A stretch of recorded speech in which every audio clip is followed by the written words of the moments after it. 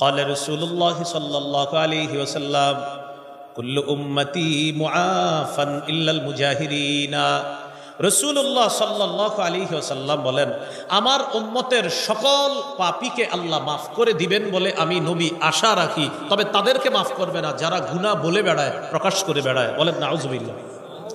এবার নবী বলেন, আমার উম্মতের অনেক ব্যক্তিরা রাতের বেলা গুনাহ করে, গুনাহ করার পর সকালবেলা যখন ঘুম থেকে ওঠে ওর গুনাহের উপর আল্লাহ একটা পর্দা ফালায় রাখছে। আল্লাহ একটা পর্দা ফালায় রাখছে যে ও গুনাহটা করছে, থাক কিছুদিন পরে আমার কাছে মাফ চাইবে, আমি আল্লাহ ওরে মাফ করবো, পর্দা ফালায় রাখছে। নবী বলেন, ও বোকার মতো সকালবেলা বন্ধুদের কাছে বলে বেড়ায়, আমিলতুল বারিহাতা কাযা ওয়া কাযা, দোস্ত গত রাতে আমি এই গুনাহ করেছি। যুবক ভাইয়েরা, আপনারা অনেকে বলে থাকেন এই কথা, কালকে এই নাটকটা দেখছি, সিনেমা দেখছি, তোদের কি অবস্থা দেখছোস নি? আপনি কি করলেন কাজটা? গুনাহ হয়ে গেছে, বাস গোপন রাখেন, আল্লাহর কাছে মাফ চান, মাফ করে দিবেন। আপনি সবার কাছে বলে বেড়াইলেন, বোকার মতোই কাজটা কেন করলেন? রব তো আপনার গুনাহের উপর পর্দা ফেলে রাখছিল, আপনি পর্দাটা উঠাইয়া দিলেন। নবীজি বলেন, ও কি কাজটা করলো? আল্লাহর পর্দা ও সরাইয়া দিছে, রবের পর্দা ও সরাইয়া দিছে। যেখানে রব পর্দা ফেলায় রাখছে গুনাহের উপর, ও রবের পর্দাটা বন্ধুদের কাছে গুনাহ প্রকাশ করে পর্দাটা সরাইয়া দিছে। মন দিয়ে শোনেন, বর্তমানে আমরা গুনাহ প্রকাশ করি ফেসবুকে, গুনাহ করার পর ফেসবুকে স্ট্যাটাস দেয় যে এই নাটক সিনেমা দেখে আমার এই অভিমত। ডিয়ার ফ্রেন্ডস, তোমরাও তোমাদের অভিমতগুলো শেয়ার করে জানাও কেমন। আপনি সারা দুনিয়াকে গুনাহ শেয়ার করলেন। ইন্না লিল্লাহি ওয়া ইন্না ইলাইহি রাজিউন। যুবক ভাইয়ারা, যারা আপনারা ফেসবুকে গুনাহের স্ট্যাটাস দিয়েছেন, আজকে রিমুভ করে দেন, আজকে মুছে দেন। নতুন করে আপনার গুনাহের সাক্ষী আর বাড়ায়েন না, পায়া ধরি আর বাড়ায়েন না, তাড়াতাড়ি না মুছে দেন, গুনাহের সাক্ষী বাড়ায়েন না। সহিহ মুসলিমের একটা হাদিস শোনার পর আপনি বুঝতে পারবেন যে গুনাহ গোপন রাখা কতটা জরুরি ছিল। কিয়ামতের ময়দানে আল্লাহ অনেক পাপীকে ডাকবে পর্দার আড়ালে, পর্দার আড়ালে নিয়ে আল্লাহ বলবে, আতারিফু যামবা কাযা ওয়া কাযা, আচ্ছা তুমি কি এই পাপ স্বীকার করছিলা তুমি? বান্দা বলবে, আল্লাহ হ্যাঁ করছি তো আমি এই পাপ। আচ্ছা, তিনবার আল্লাহ স্বীকৃতি নিবে, করছো? হ্যাঁ। মনে আছে তো ওই দিন অমুক জায়গায় সাভারে, অমুক জায়গায়, এই জায়গায় আশুলিয়া, করছো না পাপগুলো? আল্লাহ করছি আমি। ও আচ্ছা, তাহলে এই পরিমাণ পাপ করছো, কি করা দরকার তোমাকে? পর্দার আড়ালে। বান্দা চুপ। আল্লাহ বলবে, ঠিক আছে, কিছু কিছু ভালো কাজও আছে তোমার, আমি ওগুলোর প্রতি খুব খুশি, যাও, কাউরে বলা দরকার নাই পর্দার বাহিরে, পর্দার আড়ালেই গুনাহগুলা আমি আড়াল করেই রাখলাম, ডান হাতে আমলনামা দিয়ে দিলেন। আপনি দুনিয়াতে প্রকাশ করে দিলেন, রব তো পর্দা ফেলে রাখছে। এ হলো আজকের 5 নম্বর শিক্ষা। গুনাহ হয়ে গেলে সবার কাছে বলে বেড়াবো না। হ্যাঁ, ওই যে বললাম, প্রয়োজনে আত্মশুদ্ধির জন্য কোনো আল্লাহওয়ালা বুজুর্গের কাছে বলা যাবে, হুজুর আমি এই পাপটা ছাড়তে পারতেছি না, আমি কি করব? আল্লাহওয়ালা বুজুর্গের কাছে এটা বললে সমস্যা হবে না, তো সবার কাছে বলে বেড়াইলে সমস্যা হয়ে যাবে। এইগুলো আজকের 5 নাম্বার কথা। 6 নাম্বার, এটাও বলি একসাথে, বলেন, আজকে থেকে যে কোনো পাপ পাহাড়ের মতো মনে করব। বলেন, ইমানদার যে কোনো পাপ পাহাড়ের মতো মনে করে, পাপাচার যে কোনো পাপ মাসির মতো মনে করে। সবাই এদিকে তাকান, দেখেন, এক ব্যক্তির জোহরের নামাজ ছুটে গেছে, আরেক ব্যক্তিরও জোহরের নামাজ ছুটে গেছে। কয়জন হইল? 2 জন। এই 2 জনের একজন হলো ওই ব্যক্তি যার গত 20 বছর কোনো নামাজ ছুটে নাই, আজকে হঠাৎ জোহর কাজা হয়ে গেছে। সারাদিন তার খুব পেরেশানি, চেহারাটা কালো হয়ে গেছে, মানুষ ভাবতেছে মনে হয় 2-3 কোটি টাকা হারাইছে। ওলামায়ে কেরামও পেরেশান, ইমাম সাহেবও পেরেশান তার চেহারা দেখে। ভাই কি হয়েছে আপনার? বলে না কিচ্ছু। হঠাৎ ইমাম সাহেব ভালো করে ধরছে, আরে কি হয়েছে বলেন? চোখের পানি ছেড়ে দিছে, হুজুর গত 20 বছর আমার নামাজ ছুটে নাই, আজকে জোহরের নামাজ আমার কাজা হয়ে গেছে। এই হলো ইমানদারের হালাত। আরেকজন পাপাচার, তার অবস্থা হলো এই, তারে জিজ্ঞাসা করছেন, তুমি জোহর বললা না? করি নাই। কি হয়েছে? কালকে বলুন। কালকেও পড়ে নাই। কি বললা না? করি নাই, কালকে বলুন। এইভাবে সে কোনো নামাজই পড়ে না। নামাজ পড়ো, শুক্রবারের নামাজ পড়ো, শুক্রবারেও জুমা পড়ে না। তখন আপনাদের এলাকার কেউ জিজ্ঞাসা করে, ভাই তুমি তো জুমাও পড়লা না? পড়ি নাই, আগামী সপ্তাহে পড়বে। অর্থাৎ তার কাছে নামাজ পড়া না পড়া এগুলা কোনো ব্যাপার না। মাসি যেমন নাকের ডগার সামনে দিয়ে আসে আর যায়, এটা একটা মাসি আমার কাছে। আর ওই যে ইমানদার যার 20 বছর নামাজ ছোটে না, তাকে দেখলে আপনার মনে হবে যে এই দুনিয়ার সে সবকিছু হারায়া ফেলছে এক ওয়াক্ত নামাজ কাজা হওয়ার কারণে। এটাই বুখারীতে আসছে। আব্দুল্লাহ ইবনে মাসউদ রাদিয়াল্লাহু তাআলা আনহু বলেন, ইন্নাল আবদাল মুমিনা ইয়ারা যুনুবাহু কাআন্নাহু কাঈদুন তাহতা জাবালিন ইয়াখাফু আন ইয়াকা আলাইহি। ইমানদার গুনাহকে মনে করবে পাহাড়, এই পাহাড়ের নিচে আমি বসা, পাহাড় আমার উপর পড়বে, আমি যে কোনো সময় ধ্বংস হয়ে যাব। ওয়া ইন্নাল ফাজিরা ইয়ারা যুনুবাহু কাযুবাবিন মাররা আলা আনফিহি, পাপাচার গুনাহকে মনে করে মাছির মতো, মাছি নাকের ডগার সামনে দিয়ে যায় আর চলে আসে, কোনো ব্যাপার না। তাহলে ইমানদার গুনাহকে মনে করে বিশাল বড় পাহাড়, পাপাচার গুনাহকে মনে করে এটা একটা মাছি, এটা কোনো ব্যাপার না, এটা ব্যাপার না। আল্লাহ আমাদেরকে বুঝার তৌফিক দান করেন। এগুলো আজকের 6 নম্বর কথা। 7 নম্বর কথা, হাসান বসরি রহমতুল্লাহ আলাইহি বলেন, মা আবাদাল আবিদুনা বিশাইইন আফযালা মিন তারকি মা নাহাহুমুল্লাহু আন। আল্লাহর ওলি তার জীবনের শ্রেষ্ঠ যে ইবাদতটা করে সেটা হলো হারাম কাজ থেকে বেঁচে থাকা। এটা আল্লাহর ওলির জীবনের শ্রেষ্ঠ ইবাদত। মুহাম্মদুল্লাহ হাফিজি হুজুর রহমতুল্লাহ আলাইহি নাম শুনলে আমাদের অন্তরে আসে যে বিরাট বড় এক আল্লাহর ওলি। আব্দুল কাদের জিলানী নামটা শুনলে আমাদের দিলে আইসা পড়ে বড় পীর আব্দুল কাদের জিলানী। হাসান বসরি নাম তো আমাদের মাথায় আসলেই মনে আইসা পড়ে যে এমন একজন মানুষ যিনি অলিকুল শিরোমণি একজন। প্রশ্ন হলো অলিদের জীবনের শ্রেষ্ঠ ইবাদত কি? আমার সাথে বলেন, বলেন গুনাহ না করা। বলেন সবাই, অলিদের জীবনের শ্রেষ্ঠ ইবাদত কি? এই জন্য আপনি হাফিজি হুজুর উনি এত বড় আল্লাহর ওলি, কোন আলেমরে জিজ্ঞাসা করবেন, হুজুর হাফিজি হুজুর এত বড় আল্লাহর ওলি, ওনার বড় ইবাদত কি? আলেমরা বলবে না যে উনি বেশি তাহাজ্জুদ পড়তেন আর বেশি কোরআন পড়তেন, হ্যাঁ তাহাজ্জুদও পড়তেন, কোরআনও পড়তেন, বাকি এটা না বইলা আলেমরা বলবে হাফিজি হুজুর গুনাহ করতেন না, চোখটা সারাক্ষণ নিচে থাকতো, এটা বলবে। তাহলে বোঝা গেল কি? আল্লাহর ওলিদের জীবনের শ্রেষ্ঠ ইবাদত গুনাহ না করা। বলেন আল্লাহর ওলিদের জীবনের শ্রেষ্ঠ ইবাদত। এই হলো আজকের 7টা কথা জানলাম। আজকের আলোচনার প্রথম পার্ট এতটুকু। এবার আমি দ্বিতীয় পার্টে যাচ্ছি, একটু মন দেন, শেষ করে দিচ্ছি ইনশাআল্লাহ। প্রথম পার্টটা আমি আবার বলি, 1 নাম্বার নগদ পাপগুলা ছেড়ে দিব ইনশাআল্লাহ, আজকে আমরা ছেড়ে দিয়েছি ইনশাআল্লাহ। দ্বিতীয় আলোচনা, নতুন করে আজকের পরে আমরা পাপের কাছেও যাব না ইনশাআল্লাহ। 3 নাম্বার কবিরা গুনাহের মধ্যে যদি ডুবে থাকি এই মুহূর্তে আমরা এগুলা ছেড়ে দিব। 4 নাম্বার হারাম থেকে বেঁচে শ্রেষ্ঠ আবেদ হওয়ার চেষ্টা আজকে থেকেই করব। 5 নাম্বার আমরা যে বিষয়টা শিখলাম, কখনো কোনো গুনাহ হয়ে গেলে সবার কাছে বলে বেড়াবো না, প্রয়োজনে কোনো আল্লাহওয়ালার কাছে বলা যাবে। 6 নাম্বার, আজকে থেকে যে কোনো গুনাহকে আমরা মনে করব পাহাড়ের মতো, আর পাপাচার মনে করবে গুনাহ মাছির মতো। 7 নাম্বার, আমরা আজকে শিখলাম আল্লাহর ওলিদের জীবনের শ্রেষ্ঠ ইবাদত হলো গুনাহ না করা। এ হলো আজকের আলোচনার প্রথম পার্ট। দ্বিতীয় পার্ট, গুনাহ থেকে বাঁচার উপায়, এটা বেশি জরুরি আলোচনা। গুনাহ থেকে বাঁচার 12টা উপায় বলবো, 12টা শেষ, আলোচনাও শেষ হবে ইনশাআল্লাহ। 1 নাম্বার উপায়, অন্তরে আখেরাতের ফিকির তৈরি করা। অন্তরে আখেরাতের ফিকির তৈরি করা। আমার দিকে তাকান, চলেন কিছুক্ষণের জন্য ফিকির তৈরি করি। দেখেন, তাকান এদিকে, সবাই তাকান, সবাই তাকান, আমরা এখন আখেরাতের ফিকির তৈরি করব। বুখারীর বর্ণনা, রাসূলুল্লাহ সাল্লাল্লাহু আলাইহি সাল্লাম একটা চতুর্ভুজ আঁকলেন। এটা কি ভুজ? কই অঙ্কের ছাত্ররা কোথায়? এসএসসি তো চলতেছে মনে হয়। এটা কি ভুজ? চতুর্ভুজ। এই চতুর্ভুজটা আঁকার পর দেখেন আল্লাহ রসুল মাঝখান থেকে একটা বড় দাগ দিছে। এই দাগটা চতুর্ভুজের বাহিরে নিছে। তাহলে আবার বলছি, চতুর্ভুজ মাঝখানে একটা দাগ দিছে, দাগটা ভিতরে আছে না বাহিরে? তাহলে চতুর্ভুজ থেকে একটা দাগ দিয়ে বাহিরে নিয়ে আসলেন। বাহিরে যে দাগটা আনলেন, এই মাঝখানের দাগটার আশেপাশে, মানে এই দাগগুলার ভিতরে মাঝখানের দাগের আশেপাশে ছোট্ট ছোট্ট অনেকগুলা দাগ দিস। এবার নবীজি বললেন, শোনো, এটা হলো মানুষ। বলেন, এটা হলো কি? মানুষ। আর এই চারপাশের যে দাগগুলা দেখলা, এটা মানুষের জীবন। বলেন, এটা কি? মানুষের জীবন। মাঝখানে যে ছোট্ট ছোট্ট দাগগুলা দিছি, এগুলা হলো বিপদ আপদ। মানুষ আজকে বিপদে পড়ে একটা, আবার শেষ হয়, আবার কালকে আসে, এইভাবে তার জীবনে বালা মুসিবত আসে, আবার ভালো অবস্থা আসে, এইভাবে মানুষের জীবন। তাহলে দেখেন, মানুষের জীবন, মানুষের বালা মুসিবত, আর এটা হলো মানুষ। মানুষ যে দাগটা দিছে নবীজি, দাগটা কি চতুর্ভুজের ভিতরে না বাহিরে? বাহিরে। এবার দেখেন, নবীজি বলেন, মানুষের এই চতুর্ভুজের বাহিরে যে দাগটা দিলাম, এটা হলো মানুষের আশা। এটা কি বলেন তো? এবার তাকায় দেখেন তো, জীবনটা চতুর্ভুজ, এবার দাগটা কি আশার ভিতরে না বাহিরে? এই দেখেন, জীবনের বাহিরে আশা। এই যে মানুষের আশা হলো বাহিরেরটা। তাহলে বলেন তো, আশাটা কি জীবনের ভিতরে না বাহিরে? নবীজি বলেন, মানুষ মারা যায়, আশাগুলা থেকে যায়। এই যে মানুষ, এই যে মানুষ টোটালটা, হ্যাঁ মানুষ, এই যে জীবন, মানুষের জীবন দেখেন। এবার আশাটা কই জীবনের ভিতরে না বাহিরে? নবীজি বলেন, জীবন শেষ, আশা এখনো এতটুকু বাকি। তাহলে রসুল সাল্লাল্লাহু আলাইহি সাল্লাম বলেন যে মানুষ মারা যায়, আশাগুলা থেকে যায়। এবার সবাই তাকান আমার দিকে।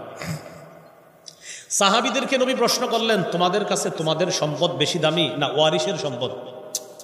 সাহাবীরা চিন্তিত হয়ে গেলেন, কি প্রশ্ন করলো, আমাদের সম্পদ না ওয়ারিসের? সাহাবীরা চিন্তা করলেন, আমাদের সম্পদ ওয়ারিস পাবে কখন? আমি মারা যাওয়ার পর। তাহলে আমি মারা যাওয়ার আগ পর্যন্ত তো ওয়ারিস আমার সম্পদ পাচ্ছে না, মিরাজ পাচ্ছে না, তার মানে আমাদের সম্পদই আমাদের কাছে বেশি প্রিয়। নবীজি বললেন, বুঝে শুনে বলতেছো তো, তোমাদের কাছে কোনটা দামি? সাহাবীরা বললেন, হুজুর আমাদের সম্পদ আমাদের কাছে দামি ওয়ারিসের সম্পদের চেয়ে। নবীজি বললেন, তাহলে মন দিয়ে শোনো, তোমরা যা কামাই করতেছো এটা হলো ওয়ারিসদের সম্পদ, তুমি মরার পরে যেটা নিয়ে যাবা সেটা হলো তোমার সম্পদ। তোমরাই বললা তোমাদের সম্পদ তোমাদের কাছে বেশি দামি। আবার তাকান, এটা হলো সম্পদ তোমার, এটা হলো আমল। নবী বলেন, তোমার আমলটা কবরে যাবে, সম্পদটা থেকে যাবে। সম্পদ কে পাবে? ওয়ারিস। আর আমল নামা কে পাবে? তুমি, আমি। বলেন সবাই, আমল নামা কে পাবে? আমি। আর সম্পদ কে পাবে? তাহলে এবার বলেন, আমি যা কামাই করলাম কে পাবে? আর আমি কবরে যা নিয়ে যাব সেটা কি? তো নবী বলেন, তোমরাই বললা তোমাদের সম্পদ তোমাদের কাছে দামি, তো মনে রাখবা আজকে থেকে তোমার সম্পদ হলো আমল, ওয়ারিসের সম্পদ হলো তোমার মাল, তাই তোমার সম্পদটা বেশি মূল্যায়ন করো। এবার সবাই বলেন, আমাদের সম্পদ কোনটা? আমল। বলেন, আমাদের সম্পদ। আর যা কামাইতেছি কার সম্পদ? মাশাআল্লাহ, এই তো বুঝে আসছে আপনাদের। তাহলে আমরা যা কামাই করতেছি এটা কার সম্পদ? ওয়ারিসের। আর যা আমল করতেছি এটা কার সম্পদ? আমার। হ্যাঁ, এখন কথা হলো, বলেন আমার সাথে, আখিরাত সামনে রেখে ওয়ারিসদের জন্য কিছু হালাল সম্পদ রেখে যাব ইনশাআল্লাহ। তাহলে কি শিখলাম? আখিরাত সামনে রেখে ওয়ারিসদের জন্য হালাল সম্পদ রেখে যাব। কারণ রাসূলুল্লাহ সাল্লাল্লাহু আলাইহি সাল্লাম বলেছেন, আনতাদারা ওয়ারাসাতাকা আগনিয়া খায়রুম মিন আনতাদারাহুম আলাতান রিআআন ইয়াতাকাফফাফুনান নাস। তোমার ওয়ারিসরা মানুষের কাছে হাত পাতার চাইতে তাদেরকে মোটামুটি ধনী অবস্থায় রেখে যাওয়া তোমার জন্য উত্তম। তাহলে ঠিক আছে, ওয়ারিসকে মোটামুটি সম্পদ দিয়ে যাব, আর আমারটা বেশি দাম দিব। আমার সম্পদ আজকে জানলাম আমল, আর আমার ওয়ারিসের সম্পদ হলো আমার মাল। তাই ওয়ারিসের সম্পদটা যেটা করব এটাও হালালভাবে, আর আমার আমলটা যেটা হবে এটা বিশুদ্ধ আমল। এই সম্পদ নিয়ে আমি কবরে যেতে হবে। নবী বললেন, তাহলে আজকে থেকে নিজের সম্পদটা বেশি মূল্যায়ন করবা ওয়ারিসের সম্পদের চাইতে। হ্যাঁ, ওইটাও পাত্তা দিবা, এটাও দিবা, বাকি আখিরাতটা সামনে রাখবা, দুনিয়াটা পিছনে রাখবা। তাহলে দেখি বুঝে থাকলে বলেন তো, আমাদের সম্পদ আমল, আমাদের সম্পদ ওয়ারিসের সম্পদ মাল। বলেন, আমাদের সম্পদ ওয়ারিসের সম্পদ। আজকে এটা বারবার শুইবেন আর চিন্তা করবেন, আমার সম্পদ আমল, তাহলে আমার মাল কার? ওয়ারিসের। আমার সম্পদ কি? আমল। তো আমার মাল কার? ওয়ারিসের। ওইটাও যেন হালাল হয়, আমার আমলটা যেন খাঁটি হয়। এবার দেখেন, আমার ঘড়িতে এই মুহূর্তে বাজে 12টা 12। বাস চিন্তা করি আমরা, আগামীকাল 12টা 12তে আমি মনে করি দুনিয়াতে নাই। আচ্ছা, আমি না থাকলে কি হবে? কবরে যাব। কবরে গেলে কি হবে? আমার কাছে 2 জন ফেরেশতা আসবে। আইসা কি করবে? 3টা প্রশ্ন করবে। 3 প্রশ্নের উত্তর দিতে পারলে কবরটাই জান্নাতের বাগান হবে, না পারলে জাহান্নামের অংশ হবে। ইন্না লিল্লাহ। তাহলে কালকে 12টা 12তে আমার এই অবস্থা হতে পারে, হয়তো আমার কবরের অংশটা জাহান্নামের টুকরা হবে, না হয় জান্নাতের অংশ হবে। তার মানে হলো আমি যে ফজর পর্যন্ত বাঁচবো কিনা নিশ্চয়তা নাই। তো কি করতে হবে? তার মানে আজকের এশাটা আমার জীবনের শেষ এশা মনে করতে হবে। বুঝে আসছিল? এই হলো আখিরাতের ফিকির, এইভাবে তৈরি করে। আখিরাতের ফিকির আরেকটা তৈরি করতে পারেন এইভাবে, ডাক্তার আপনাকে বলল আপনি ক্যান্সারের রোগী, আর 24 ঘন্টা বাঁচবেন। 24 ঘন্টা পরে আস্তে আস্তে আপনার শরীর ড্যামেজ হয়ে যাবে, আপনি মারা যাবেন। বাসায় আইসা আপনি কাউরে জানান নাই আপনি যে ক্যান্সারের রোগী, মানে কাউরে বলেন নাই আপনি যে আসলে মারা যাইতেছেন। আপনার আব্বা আপনার এমনভাবে বকাঝকা শুরু করছে, আপনি কিচ্ছু কর না, হাসেন। কেন? যে আব্বা জীবনের যত বকা আছে বকা দেন, কারণ আমি বেশি দিন নাই। আপনার আম্মা আজকে আপনারা অনেক কিছু বলতেছে, আপনি রাগ হন না। কেন রাগ হন না জানেন? ওই যে আপনার হাতে সময় বেশি নেই। আপনার বন্ধুরা ইচ্ছা মতো আপনারা বলতেছে তুই এই তুই সেই, চেয়ে চেয়ে হাসতেছেন। বন্ধুরা কয়, কিরে আগে রাগ হইতো আজকে হাসে কেন? কারণ আপনি তো জানেন আপনি বেশি ধন নাই, আপনার ড্যামেজ হয়ে যাচ্ছে আস্তে আস্তে সব। আপনার বোন ভাই সবাই ইচ্ছা মতো বলতেছে, আপনি রাগ করেন না।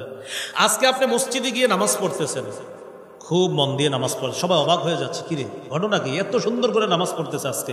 কারণ ওরা জানে না, আপনাকে বলে দেওয়া হয়েছে তোমার শরীর ড্যামেজ হয়ে যাচ্ছে, সর্বোচ্চ 24 ঘন্টা পরে মারা যাবা। আপনার এই 24টা ঘন্টা কেমন হবে প্রিয় ভাইয়ারা?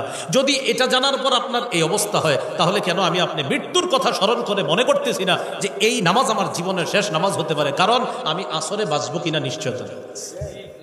এইভাবে আখেরাতের ফিকির তৈরি করে। এ হলো 1 নাম্বার গুনাহ থেকে বাঁচার উপায়। 24টা ঘন্টা এরকম আখেরাতের ফিকির করেন। আমি বললাম তো আপনার হাজারো গুনাহ শেষ হয়ে যাবে। অন্যরা আপনারা দেখলে বলবে লোকটা কেমন জানি হয়ে গেছে। কেমন হয়ে গেছে মানে ওই যে আখেরাতের ফিকিরে আপনি কেমন জানি হয়ে গেছে এরকম। 2 নাম্বার উপায় খাঁটি তওবা করা।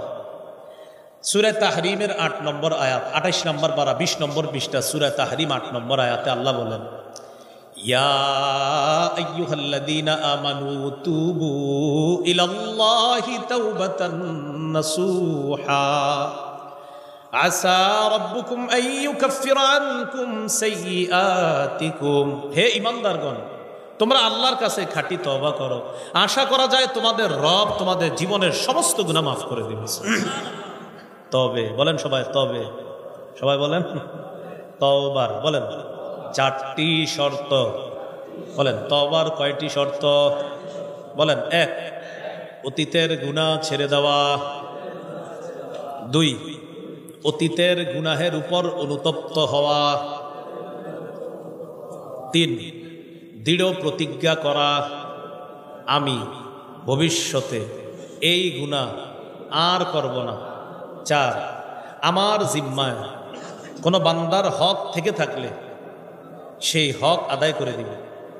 এই 4 শর্ত তওবা কবুলের। 1 নাম্বার অতীতের গুনাহ ছেড়ে দেওয়া, 2 নাম্বার অনুতপ্ত হওয়া, 3 নাম্বার আমি প্রতিজ্ঞা করছি আমি ভবিষ্যতে এই গুনাহ করব না, 4 গুরুত্বপূর্ণ বান্দার হক যদি জিম্মায় থেকে থাকে এটা আদায় করে দিবেন।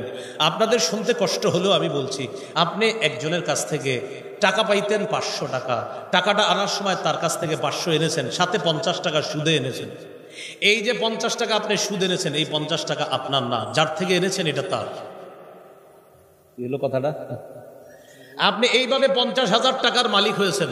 কিভাবে? ওই সুদের অংশে। এই যে 50,000-এর মালিক হয়েছেন, এই 50,000 আপনার না, যাদের থেকে আনছেন তাদের আপনি দিয়ে দেন। আমি সত্যি বলছি, আপনার তওবা কবুল হচ্ছে না। কি শিখলাম? সুদের অংশটা কার? যার থেকে আনছেন তার। বলেন সুদের অংশ কার? যার থেকে আনছেন তার। কি একটা বিষয় হয়ে গেল না? অনেকে নিয়ত করে সুদ খাইতে খাইতে উনি বড় লোক হবে, তারপর হজ করে উনি ভালো হয়ে যাবে। কি ডিজিটাল পদ্ধতির ভালো হওয়া? এত সহজ না বিষয়। যাদের থেকে আপনি মেরেছেন তাদের প্রত্যেককে আগে টাকাগুলা দেন, পরে হজে যান। মনে থাকবেনি 4 শর্ত?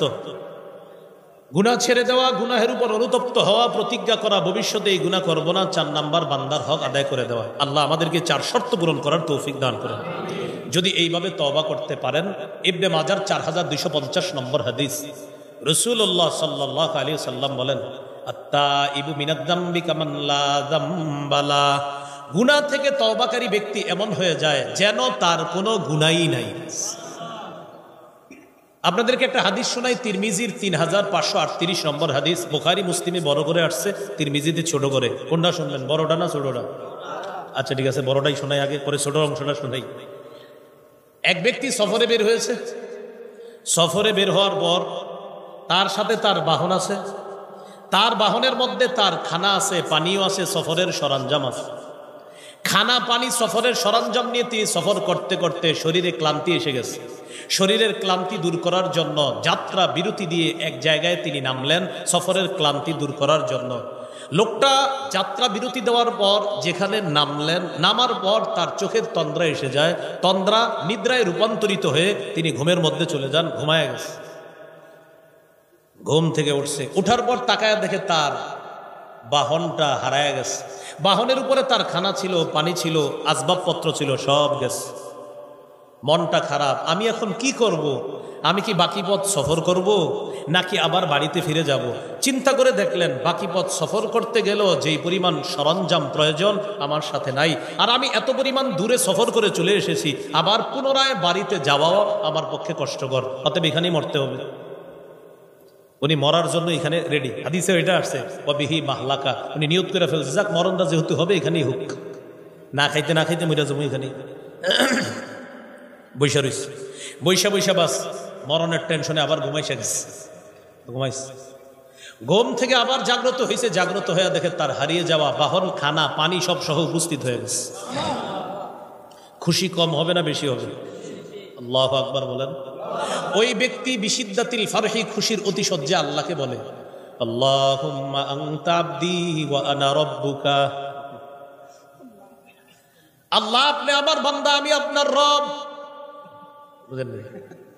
খুশিতে বলে ফেলছে আল্লাহ আপনি আমার বান্দা, আমি আসলে মানে উনি যে কি বলছে উনি জানে না, খুশিতে আসলে বলতো এইভাবে আল্লাহ আপনি আমার রব, আমি আপনার বান্দা, এটা না বলে বলতেছে আল্লাহ আপনি আমার বান্দা, আমি আপনার রব। নবীজি বলেন খুশির কারণে এই যে কি বলছে নিজের ঠিক নাই, এত বেশি খুশি। নবীজি বলেন শোনো আমার উম্মত, লাল্লাহু আফরাহু বিতাওবাতি আহাদিকুম মিন আহাদিকুম বিদাল্লাতিহি ইদা ওয়াজাদাহা। তোমাদের কেউ হারিয়ে যাওয়া বাহন ফিরে পাওয়ার পর যে পরিমাণ খুশি হয়, কোন বান্দা তওবা করলে আল্লাহ তাআলা তার চেয়ে কোটি গুণ বেশি খুশি হয়ে যায়। তওবা করবেন না ইনশাআল্লাহ? না মনে হয় করবেন না।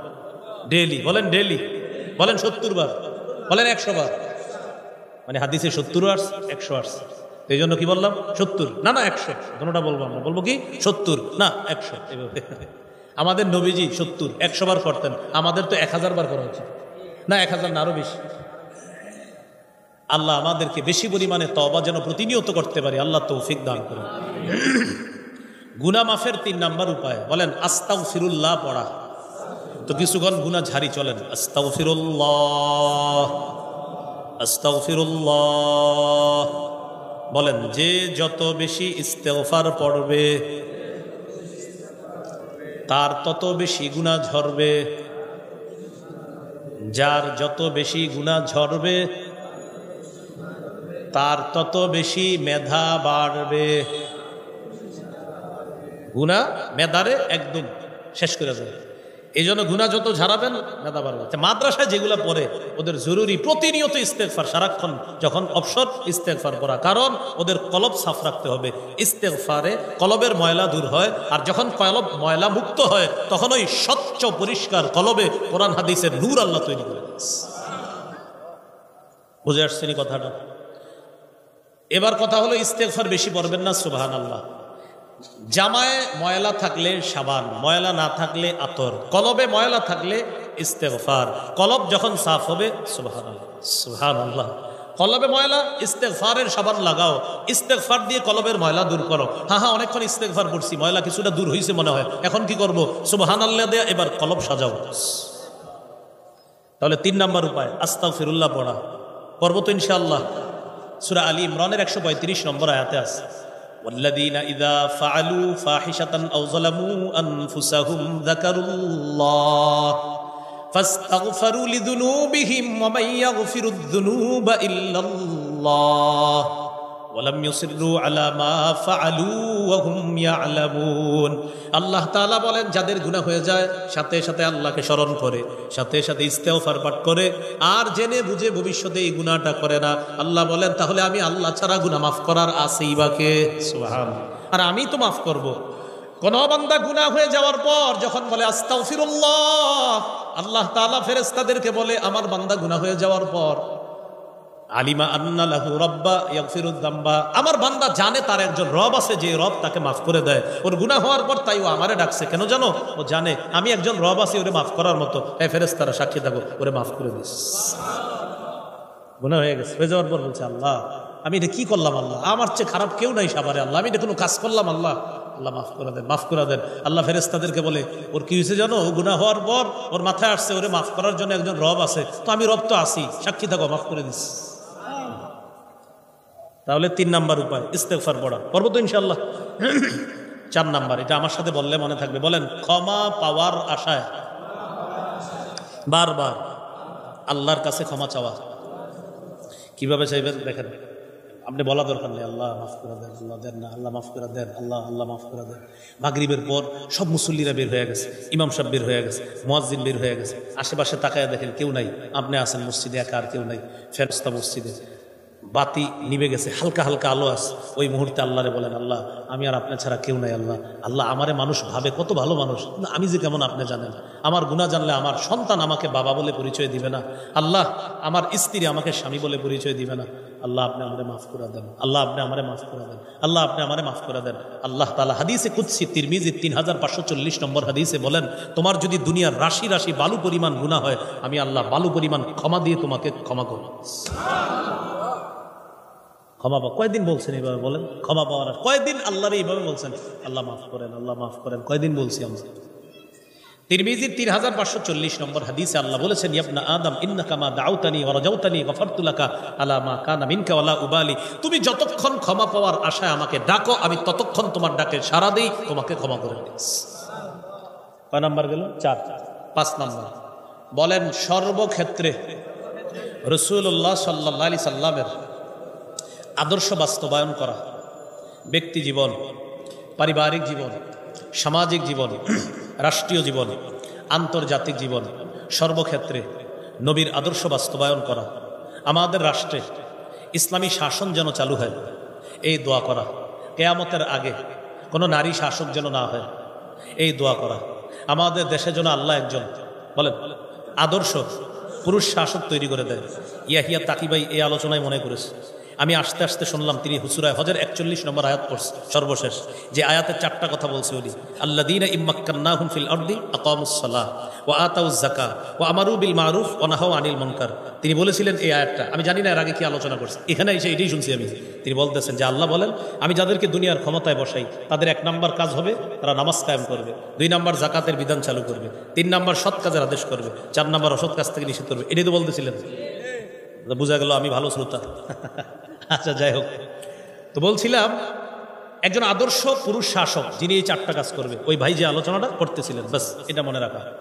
তাহলে আল্লাহ রসুলের আদর্শ রাষ্ট্রীয় জীবনেও বাস্তবায়ন করা, আরেকটা হলো আন্তর্জাতিক জীবনেও বাস্তবায়ন করা। আন্তর্জাতিক জীবন যেমন ফিলিস্তিনের ভাইদেরকে ভুলে যাওয়া যাবে না, তাদের জন্য কিছু করার চেষ্টা করা। ফিলিস্তিনের জন্য আমাদের করণীয় 4টা, বলেন কয়টা? 1 নাম্বার সহযোগিতা পাঠানো, 2 নাম্বার জিহাদ করা, প্রাচীরের বাধার কারণে এটা আমরা পারছি না, 3 নাম্বার ইয়াদাত প্রস্তুতি গ্রহণ করা, হ্যাঁ আমরা প্রস্তুত আছি ইনশাল্লাহ, আল্লাহ সুযোগ করলে আমরা যাব। 4 নাম্বার তারা যেই সমস্ত শক্তি সঞ্চয় করে যেই মাধ্যমে, ওই মাধ্যমগুলা বয়কট করা। আমার টাকা দিয়ে যেন আমার মুসলমান ভাইয়ের রক্ত না চলে। ঠিক কয়েও তো কোরবানির গোস্তটা খাইয়ে একটা ঠান্ডা টান দিবেন, বলবে ঠান্ডা না দিলে কি লাগে না, ভালো লাগে না। তাকান তো আমার দিকে, সবাই তাকান ভালো করে, তাকাইছেন? 18 বছর হলো এই পানি ছুঁয়ে দেখি না। হ্যাঁ আমি আমি আমি আমি কয় বছর? অবাক লাগছে না? বাস্তব। পৃথিবীর কাউরে প্রমাণ করতে কোন আমার এটি খাইতে দেখছি। 18 বছর হলো, না ঠান্ডা না গরম, না এই পানি না ওই পানি না সেই পানি, কোনো পানি না। 18 বছর। আলহামদুলিল্লাহ, বিইজনিল্লাহ, ইনশাল্লাহ মরা পর্যন্ত ছুঁয়ে দেখবো না। আমার জীবনও চলছে, আপনার জীবনও তো চলছে, আমি তো আলহামদুলিল্লাহ ভালোই আছি। আপনি বলে এটা না খাইলে জীবন চলে না, আমারটা কেমনে চললো? এটা এই জন্য বললাম, আপনারা যেন বলতে পারেন যে বেড়ায় পারলে আমরা পারবো না। আজকে থেকে বলবেন বেড়ায় পারলে আমরা পারবো না, এটা বলবেন। কালকে এইভাবে বলবেন এ পারলে আমরা পারবো না, বাস। তাহলে এদের এগুলা বয়কট করবো তো ইনশাআল্লাহ। এ হলো 5 নাম্বার গুনাহ মাফের উপায়। সূরা আলী ইমরান 31 নম্বর আয়াত আল্লাহ বলেছেন, নবী আপনি বলেন, তোমরা যদি আল্লাহকে ভালোবাসো, আমার অনুসরণ করো, আল্লাহ তোমাদেরকে ভালোবাসবে, ওয়াগফির লাকুম যুনুবাকুম, তোমাদের গুনাহ মাফ করে দিবে। 6 নম্বর উপায় গুনাহ মাফের, আযান দেওয়া। আবু দাউদের 515 নম্বর হাদিস, আল মুআজ্জিনু ইউগফারু লাহু মাদা সাউতি, মুআজ্জিনের আযানের আওয়াজ চারপাশে যতদূর যায় তার গুনাহ মাফ করে দেওয়া হয়। আপনারা আর কেউ উঠবেন না, শেষ করে দিচ্ছি 2-3 মিনিটের মধ্যে, আপনাদের একটা কাজ বাকি আছে, আল্লাহর রাস্তায় উঠবেন না। এটা হলো 6 নম্বর। 7 নম্বর 2 রাকাত নামাজ পড়া। আবু দাউদের 1521 নম্বর হাদিস, রাসূলুল্লাহ সাল্লাল্লাহু আলাইহি সাল্লাম বলেন, মা মিন আবদিন ইউযনিবু যামবান ফায়ুহসিনুত তুহুরা ফায়াকুমু ফায়ুসাল্লি রাকাতাইন ইল্লা গফারাল্লাহু লাহু যামবা। কোন মুমিন ওযু করে যদি 2 রাকাত নামাজ পড়ে এই নিয়তে, আল্লাহ আমার গুনাহ মাফ করে দেন, সালাম ফিরানো শেষ, গুনাহ শেষ। এই আমলটা আজকে করে ফেলেন। 8 নাম্বার 5 ওয়াক্ত নামাজ পড়া। সহিহ বুখারীর 526 নম্বর হাদিস, এক ব্যক্তি আসলেন নবীজির কাছে, হুজুর আমার গুনাহ হয়। ওই মুহূর্তে আল্লাহ সূরা হুদের 114 নম্বর আয়াত নাজিল করলেন, ওয়া আকিমিস সালাতা তারাফাইন নাহার ওয়া যুলাফাম মিনাল লাইল ইন্নাল হাসানাত ইউযহিবনাস সাইয়্যাত। নবী আপনি সালাত কায়েম করেন দিনের 2 প্রান্তে আর রাতের কিছু অংশে। আমি অন্য কোথাও বয়ানে আসলে আমার একটু মনে করে দিবেন কানে কানে, ফিলিস্তিনের ইতিহাস অন্য বয়ানে বলে দিব ইনশাল্লাহ। ওই আমাদের ফিলিস্তিনের যে বিষয়গুলো, এটা ইনশাল্লাহ কোনো বয়ানে বলে দিব। এদিকে কোথাও বয়ানে আসলে আমার খালি একটু বলে দিলে হবে, বলে দিব। অনেকে এই বিষয়টা শুনতে চায়, জানতে চায়, এটা জানা দরকার।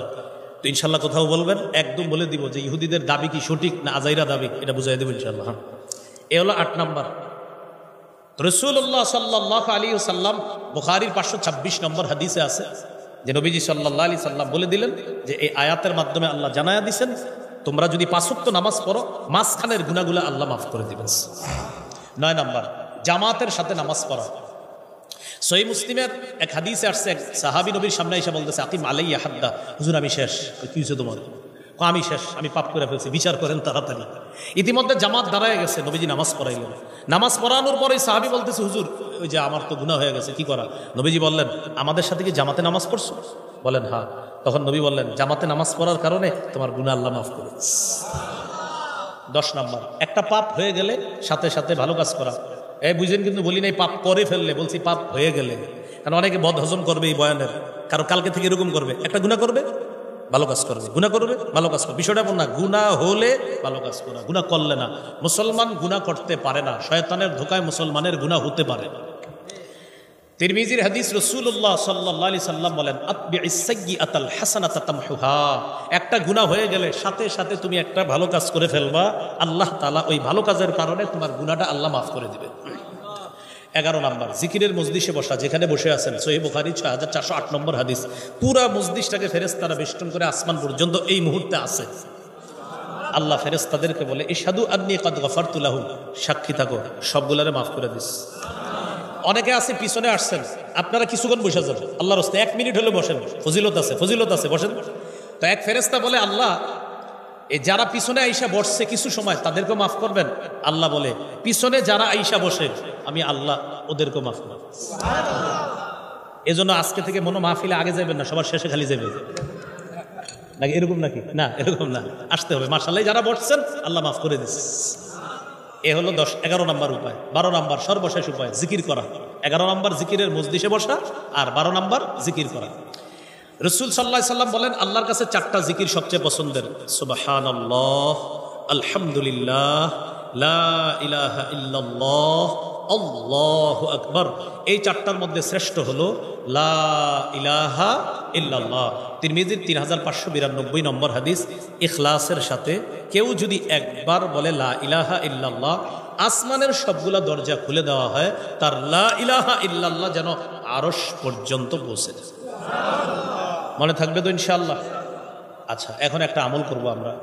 সে আমলটা হলো, আপনারা কেউ উঠবেন না, এটা হলো প্রথম কথা। আপনাদের সামনে রুমাল যাবে, রুমালের মধ্যে যে যা পারেন শরীক হবেন। যদি দান না করেন আপনিও বসে থাকেন, আর যারা দান করবেন তারাও বসেন, যারা করবেন না তারাও বসে থাকেন, দোয়া করতে থাকেন। রুমাল যাবে তাড়াতাড়ি। আল্লাহর রাস্তায় 1 মিনিট শেষ হয়ে যাচ্ছে, কেউ উঠবো না।